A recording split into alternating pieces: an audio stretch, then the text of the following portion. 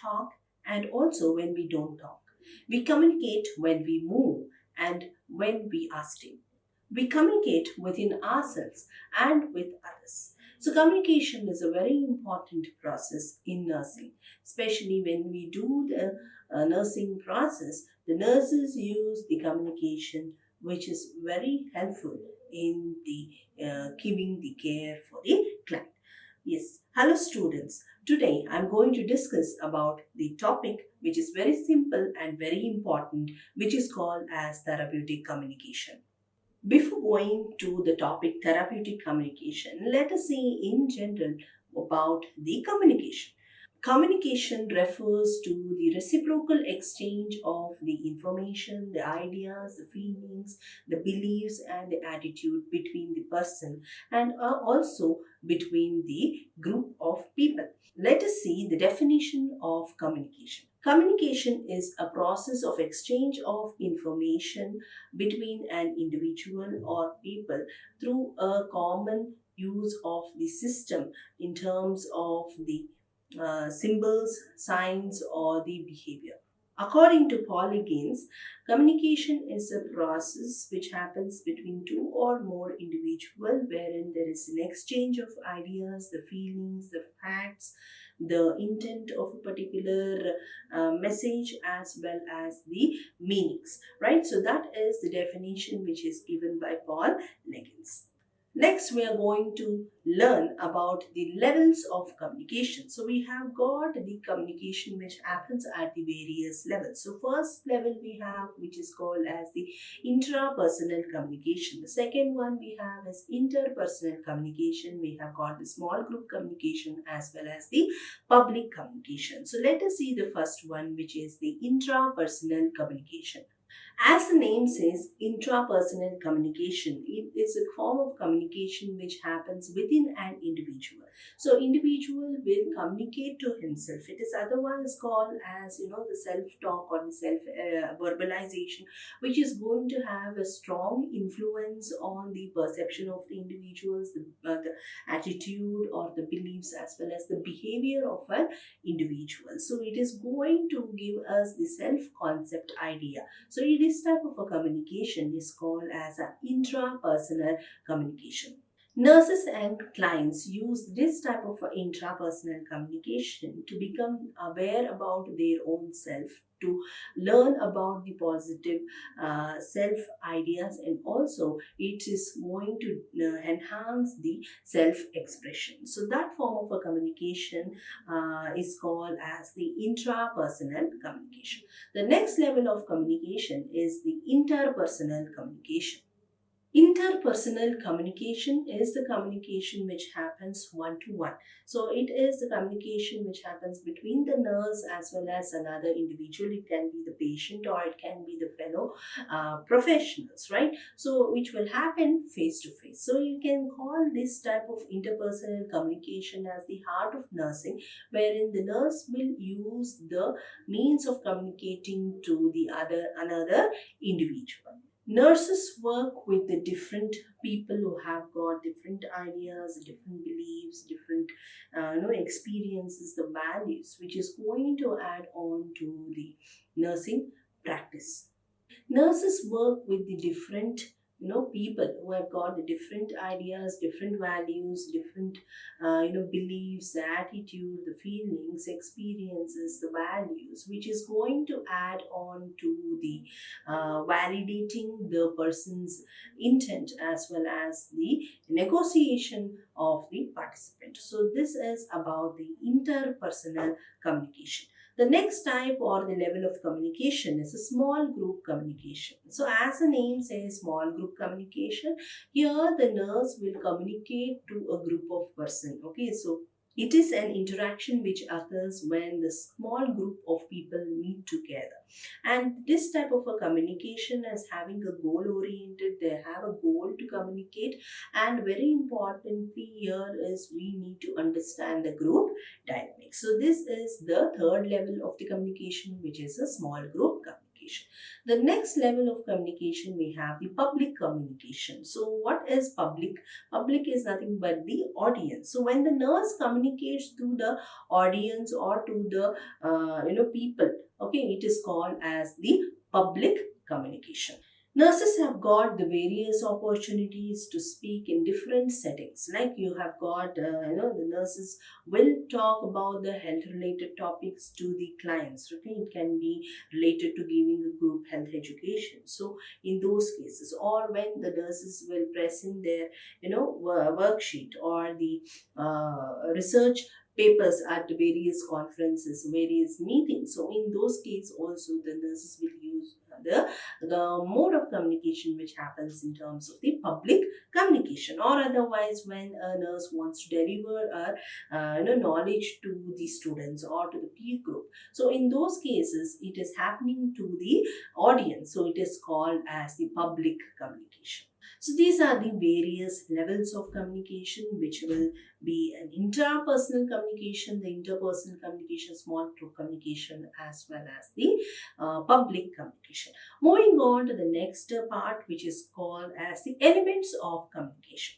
So what are the elements of communication? We have got the sender who is going to have a message and who is going to transfer the message through a medium. Okay, and we have got the receiver who's going to receive the message and he will be giving the feedback. So this is the elements of the communication. So we have got the sender who is encoding the message, who's actually got the message which will be transferred or channelized through a medium. Okay, the medium can be various channels in terms of the visualization, in terms of hearing, right? So through the medium he will transfer the message and it will be received by the receiver who is going to decode the message. So after decoding, the receiver will be sending the feedback to the sender, which will give an idea to the sender whether the message was passed accurately or not. So this is the whole process of communication which is happening in terms of the elements. So let us see in detail about each of the element. The first element is the referent. So the referent is nothing but which is going to motivate an individual to start the communication. So we have got the various referents, like we have got the odor or the sound, or we have got some feelings or emotional sensations, the attitude or something that we need to communicate or which is going to initiate the communication, that is called as the referent. The second element is the sender and the receiver.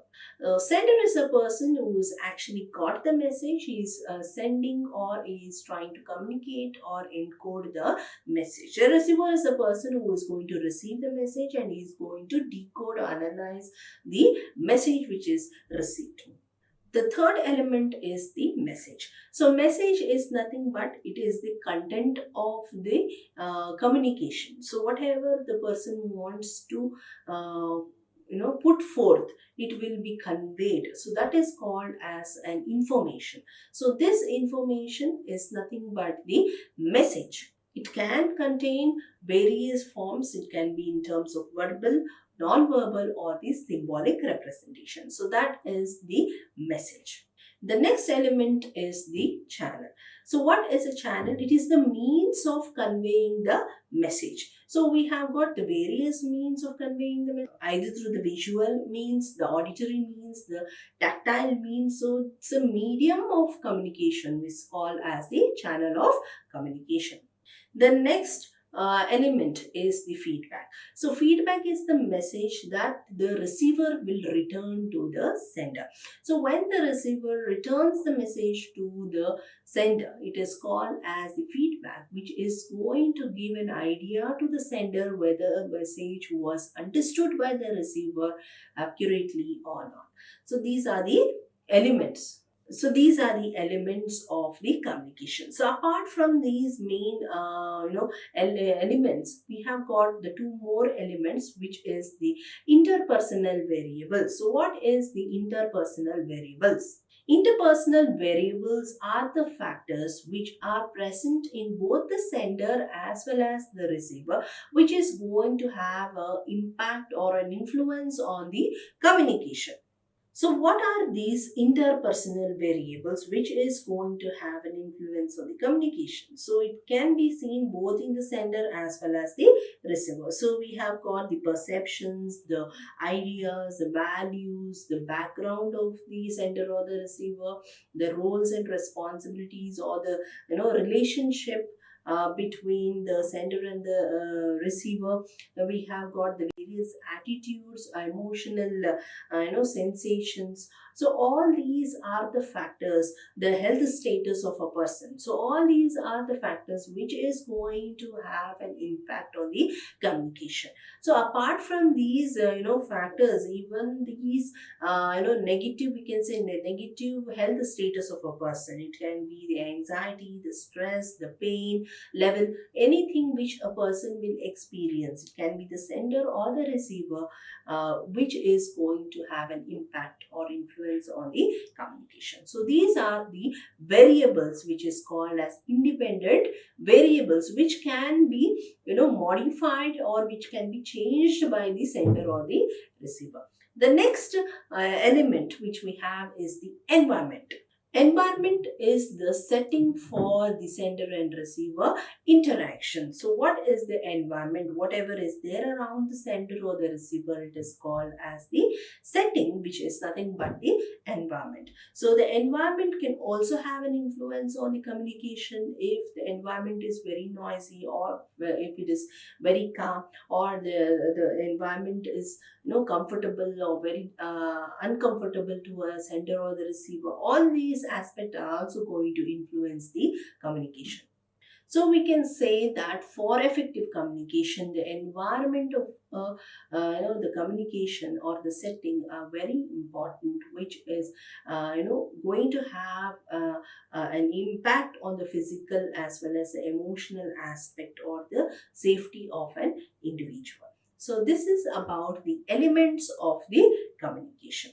This was about in general about the communication. So what is communication, what are the various levels of communication, what are the elements or the process of communication. So let us move on to our very important topic, which is called as therapeutic communication. So what is called as therapeutic communication? As the name says, therapeutic means we are going to give some kind of a treatment. So when it comes to a nursing or when it comes to a medical field, so a nurse is going to communicate to the client in terms of a therapy, in terms when she gives a treatment, in terms of a nursing process, when she communicates, it is called as therapeutic communication. So what is this? It is an interaction which happens between the nurse as well as the client, wherein the nurse and the client are going to understand each other mutually. We can say that the therapeutic interaction is a learning process for both the nurse as well as the client. And when the client is having an emotional disturbance, okay, so this type of a communication or an interaction is going to bring about an emotional insight, and thereby it is going to help the client to modify his behavior. So that is called as the therapeutic communication.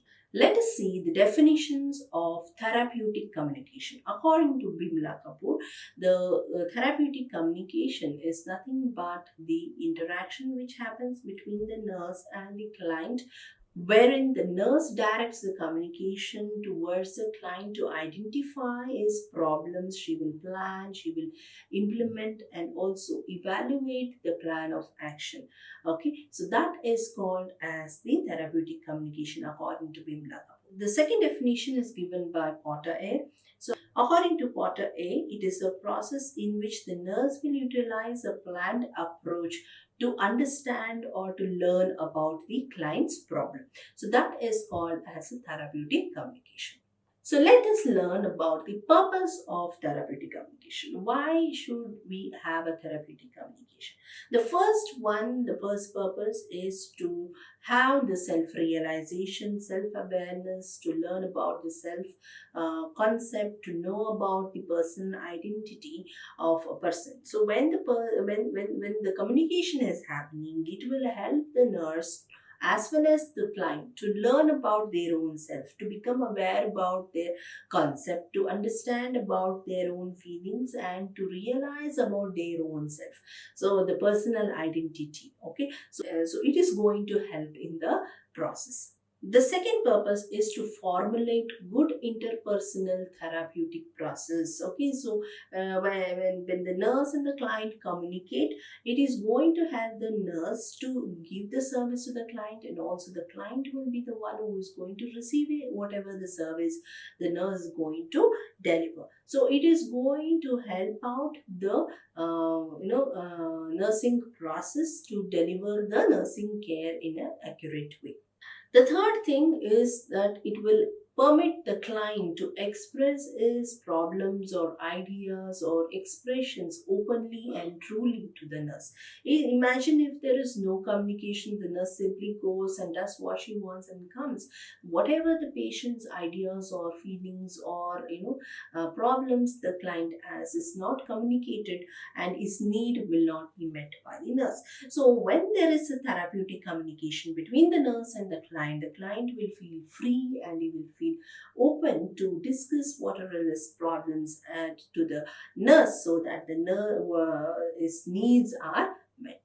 The next purpose is it is going to improve the client's ego strength. So the client, whatever the problems the client had, when he communicates to the nurse, when he is having a therapeutic relationship or a communication with the nurse, his ego will be boosted. He will have a improvement in the ego. The next purpose is it's going to encourage socialization and the family interaction process, right? So the nurse and the client as well as the family, when they share their ideas, when they share their problem, it is going to help the process of socialization. Therapeutic communication is going to treat the communication problems, right? So there are some ideas which the client has or where the nurse may have, right? So when we have a non-verbal type of communication, right, so it may not be communicated accurately to the nurse, or the client may perceive in a different sense. So when there is an actual verbal therapeutic communication, it is going to cut off all the communication problems, which will help the nurse and the client to analyze, to understand, and to move on in the care. Yes, it is going. The next one is it is going to modify the maladaptive behavior to a adaptive behavior. So when you say take a psychiatric setup, so the patient may have to undergo various types of the therapies. Okay, say for example the behavioral therapy, wherein the patient is having a maladaptive behavior. So only through the communication in psychiatry that we are going to talk about the emotions, we are going to bring about changes in the behavior. So if there is, imagine there is no communication, the patient's behavior cannot be modified. So therapeutic communication is very important to bring about the change or modification in the behavior of the client. Therapeutic communication is going to motivate the client to use the new coping strategies. So when the nurse communicates her idea, she may suggest so many things, or she may give him some extra ideas how to overcome a particular situation, right? When she communicates, it will make the client to learn the new coping strategies. Whatever the coping strategies previously used, he may not be able to solve the problem. But when the nurse communicates to the client, he will get the new ideas, new uh, you know strategies to develop his coping abilities. Yes. So next is a very important thing which happens when the nurse is maintaining a therapeutic nurse-patient relationship. She develops a rapport with the patient, and also this rapport is going to help her to, deliver the nursing care in a appropriate way. So her nursing approach in terms of nursing process will be easier where to deliver the care to the client. So this is about the purpose of the therapeutic communication. We shall move to the principles or characteristics of therapeutic communication. So, what are the principles when we are communicating to the client? So, what are the points that we have to keep in mind, right? So, that becomes the principles or the characteristics of the therapeutic communication. The first one is the patient should be the primary focus in our interaction. So, yes, the patient has come to the hospital, to the nurse, okay, to receive a particular care. So, we should focus our communication only related to the in terms of delivering the care to the client. So, focus on the client when we interact, not about the other factors, not about the various other things which is there around the environment. So, focus should be there on the meeting the needs of the client. So that's a very important principle when we are communicating. The second thing is that we have to maintain the professional attitude when we are having a therapeutic relationship with a client. Yes, there are at times when the client, becomes attached to the nurse, but there is a boundary that we should not pass. Even the nurse should have a boundary. Okay, so we should always keep in mind that the communication or the relationship what we have with the patient should not cross the boundary. It should be limited to the professional attitude. The only thing is here the patient has to improve and the nurse has to deliver her care. So that is the professional attitude that we have to maintain throughout our relationship with the client. The third thing very important is use the self disclosure only when it is needed, only when it is required to meet the therapeutic needs of the patient. Yes, self disclosure, you have got, as a nurse, you've got a limit. If the client is asking you, okay, about you, there are many times when the client may try to become friendly, so he may try to ask the personal details. So it is not necessary as a nurse that you have to give your personal details. No, just you can just tell him that you're a nurse, you're so and so. Okay, if it is going to help you in the therapeutic process, right? So you can disclose about yourself only to a limit. Okay, so use the personal disclosure only if it is required for a therapeutic process. The next thing is you have to avoid the social relationship with the patient. So being friendly is not goal here. Okay. So being friendly is not a goal here. Your goal is to see to it the client will receive your care, right? So social relationship should be avoided as much as possible when you are delivering the care. So the next thing is you have to maintain the patient's confidentiality. Yes, so what is very, very important? A psychiatric patient, when he tries to share his problems, when he's trying to explain or ventilate his feelings, as a nurse, you have to be very confidential. Yes, so whatever the client is communicating to you, you have to keep it within yourself. Okay, if it is required for a therapeutic process, only then you can disclose the information of the client to the other health professional, but unless it is required. So you cannot tell about the patient to the other clients who are there in the ward, or unnecessarily communicating about the patient wherein the patient may not trust you later on, right? So always very important, whatever the communication happens between you and the client, it should be kept in a confidential setting.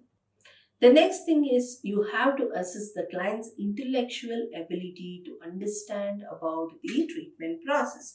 So you deliver the care to the client. If the client is not cooperative, then the communication may not happen, and it is going to have an impact on your care delivery. So very important before you start the nursing care or the nursing process, you need to assess the intellectual ability of the client to understand about the therapeutic process.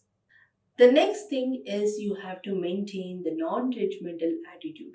Do not judge the patient. So whatever the patient does, okay, if you keep on judging or if you keep on probing onto it, then it is not going to help you out in delivering the care. So do not make unnecessary judgment. Okay, being not judgmental is one of the principles of psychiatric nursing. So here also you have to see to it that you don't judge the patient.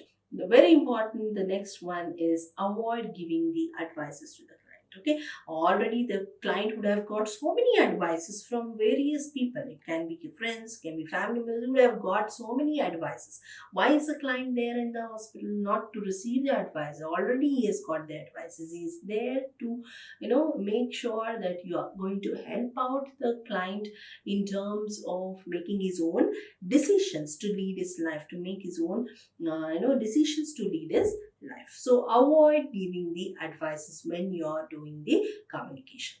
The next one is you guide the patient or the client to understand his or her experiences which has happened in a rational way. There's so many things which the client would have done already, but what was the reason? What is the reason that he had expressed in that way? Why did he express in that particular way? That has to be communicated. So you guide the client to understand or rationalize himself as to why this particular experience has happened.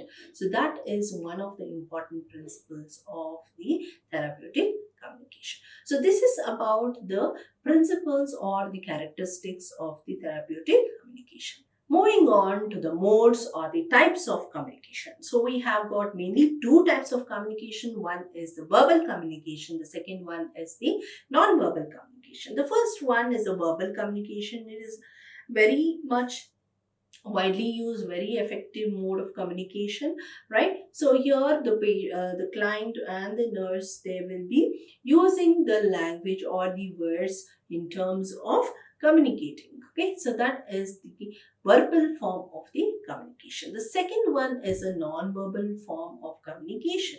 So here the messages or the information will be communicated through use of the behavior, body language, or by using the senses or five senses of an individual. It will communicate the interest, genuineness, as well as the respect for each other. So when we have the non-verbal communication, it is a very important mode of communication in psychiatric nursing, through the facial expression, through the gestures, through the body language. We understand so many things. Okay, so in psychiatric nursing, very important the non-verbal communication. Let us see in detail about this. The first thing which is there here is the vocal cues or the paralinguistic cues. So vocal cues are nothing but related to the sound. It can be the voice, it can be the tone, the sounds, the extra sounds. So all these are going to, help out in the non-verbal means of the communication. That is the first one, which is the vocal cues. The second one is the action cues or the body movement. So we have got the various gestures, the postures, the movements that the individual, the mannerisms. Okay, so all these are again the expressions. All these are again the means of communication. So that are the action cues. The next one is the object cues. So object cues are nothing but which is there around an individual. It can be the dressing of a person, or it can be the possessions space, that is nothing but the nature and the relationship the individual is having with each other. Okay, it can be the furnishing, the environment around an individual. So all these are also going to make us understand about the person. So that is called as the object cues. So these are the non-verbal cues which is going to help out to understand the behavior of, or about the client. So we have got the other things also here, like touch to provide the comfort. Okay, this is again a non-verbal means of communication. The attitude of the people, the appearance of the people itself, right? The nodding of the head, again an eye to eye contact. So these are all the non-verbal communication or cues that an individual may use to communicate. Moving on to the therapeutic communication techniques. So, what are those techniques that the nurse will use when she is going to do a therapeutic communication? We have got so many techniques of therapeutic communication. Let us see one by one in detail. The first technique is the observation or observing. What is observing? Okay, so here the nurse is going to observe the client. So she's going to observe the appearance of the client, the expressions of the client, is going to find out is there any kind of a movements, wringing of hands, okay, the dry lips or the tone of the client. So all these when the nurse is observing, okay, so it is called as observation technique. The next technique of communication is very very important, which is the active listening.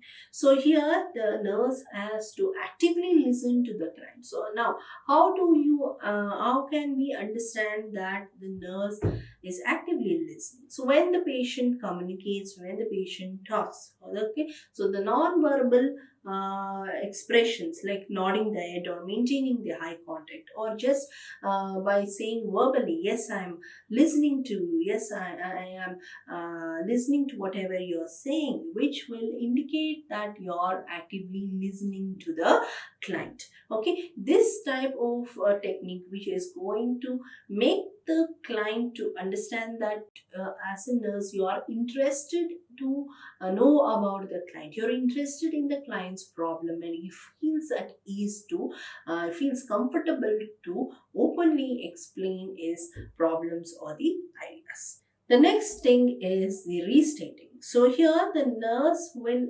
restate or repeat whatever the client has been saying. Okay, it can be in the form of a statement or it can be in the form of the question. The nurse will restate or repeat whatever the client was saying. For example, right, so the client may communicate by saying that, my children are undergoing a financial crisis because of my health issue. So the nurse can do the restating by just saying, yes, your children are having a very great financial problem because you're very sick. So that is the means of restating or repeating whatever the patient has told. So here the nurse is restating the statement to increase the patient's awareness about her children suffering because of the sickness that she is having, right? So this is the restating. The next technique is validating. So it is a technique which the nurses will use to make sure that the information which is told by the patient is accurate or it is correctly understood by the nurse. So that is called as validating technique. For example, the client may communicate to the nurse saying that I get very upset when my husband beats me up if I talk against my mother-in-law. So the nurse may validate this by saying, yes, it makes sense that you become upset when your husband beats you because of your mother-in-law. Can we explain a bit more about it? Would you like to explain a bit about it? So this kind of validating statement, okay, wherein the nurse will use to find out the accuracy of the data or the accuracy of the information, to know in detail about the appropriateness of the information. So that is called as the validating. The next technique is a reflecting or reflection. So in reflection, the nurse will highlight in reflection, the nurse highlights the affective component of the client. So it can be in terms of the feelings or the attitude of the client which is expressed. She will try to reflect. Say, for example, the patient says, I'm very angry with my wife. So the nurse may do the reflection by saying, it sounds that you're really angry with your wife. So this kind of reflection will give an intention to make sure that the nurse gets the information about in detail about the affective component of the communication. It will help the nurse to clarify about the effective statement which the patient has made. So that is called as the reflection. Next is the providing information. So what is this providing information? So here the nurse is going to give an information in terms of the personal, social or therapeutic information which the patients will get a knowledge or an understanding about it. For example, the nurse may communicate to the patient that, see, the social worker will be here today by 10 a.m. to 1 p.m. So, this is information that is being given to the client as a resource. Or another example is group therapy will be there from tomorrow 2 p.m. to 3 p.m. So, what is this? The information or a message is being passed to the client. So this kind of a technique which is going to give an opportunity to the client to understand the message, and if the client has any kind of a doubt, so that can be clarified when the nurse will give the message. So this is another important technique which is providing information. So the next technique is clarifying or clarification. So here the nurse will formulate to understand the patient's statement or expressions without approval and disapproval. So that is called as clarification. Let us see an example. Patient may say, I'm very sad today. So nurse may say, yeah, you told me that you're very sad today. Can you explain a little more about it? Why are you very sad today? So what is this? Is a clarification that the nurses want to do in terms of the patient's expression. The next technique is paraphrasing. So, what is paraphrasing? The nurse will repeat whatever the patient has told in the same way. So, that is called as paraphrasing. For example, the client may say that, sister, my family, my friends, everybody says that I may not be able to take care of my family members. The next one is paraphrasing. So here the paraphrasing is the nurse will restate whatever she has heard from the patient. So for example, the patient may communicate to the nurse saying that, sister, my family members, my friends, they feel that I will not be able to look after them. So this kind of a statement makes me very depressed. Yes. So the nurse may communicate to the clients in terms of paraphrasing by repeating the same whatever the patient has told. Like, I hear you saying that whenever you meet your family and your friends, right? They say that you will not be able to look after your family or members because of which you seem to be very sad. So that is nothing but the nurse is restating or paraphrasing whatever the client has told.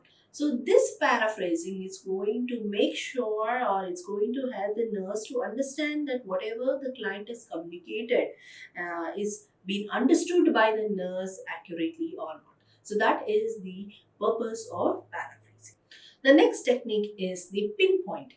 So what is pinpointing here? The nurse picks up certain statements which is not matching. So whatever the patient is saying and his expression, both are not matching. So the nurse picks up those points and she will explain. So that is called as the pinpointing.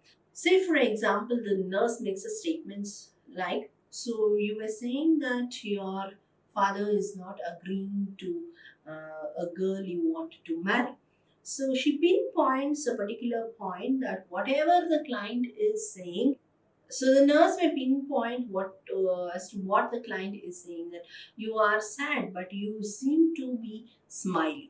So when the expression or the non-verbal cues and the verbal statement, when it is not matching, there is a difference. The nurse will do a technique called as pinpointing. The next technique is linking. So the nurse will link the two person or two statements or two events. So that is called as a linking technique.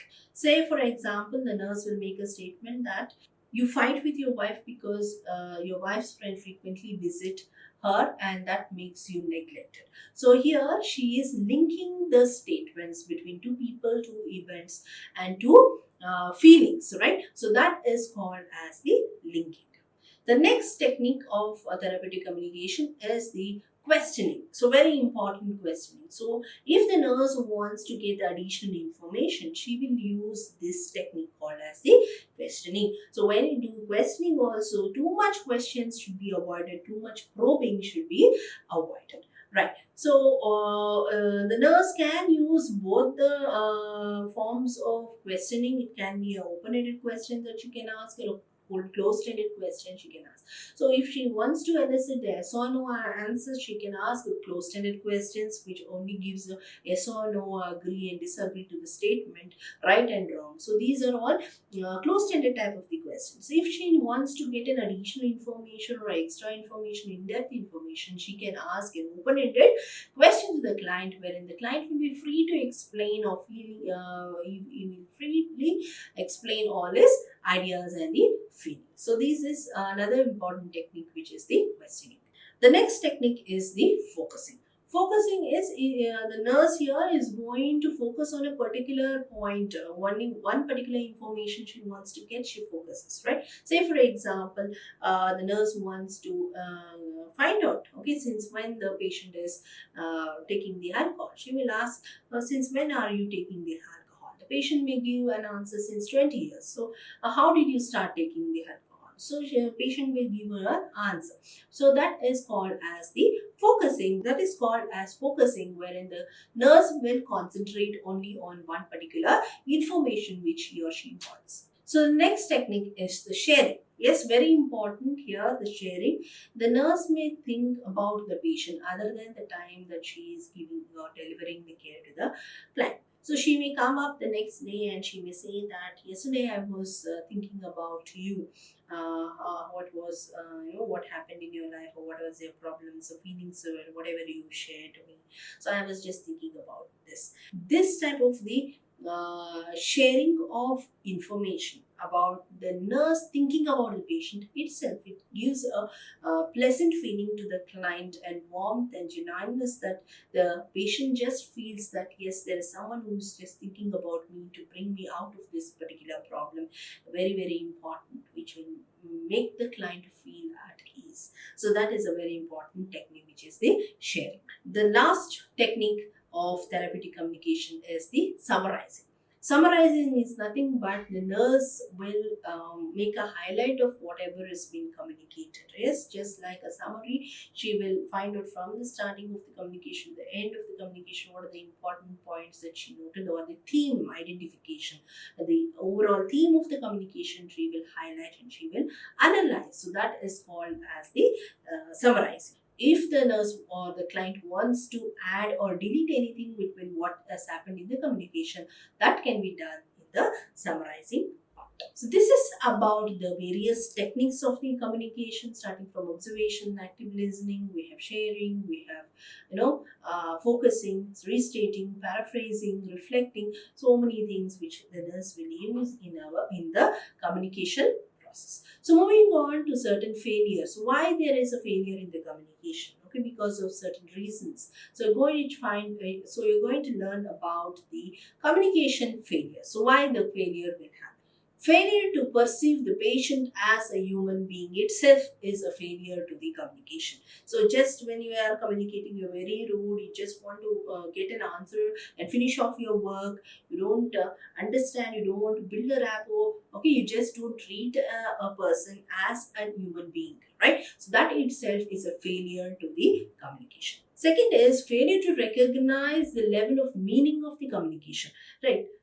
Okay. The second is failure to recognize the level of meaning of the communication. So here the meaning of the communication itself is not there. Okay, or the purpose or a goal of communication itself is not simply you're going and talking and coming back. It is a failure to the therapeutic communication.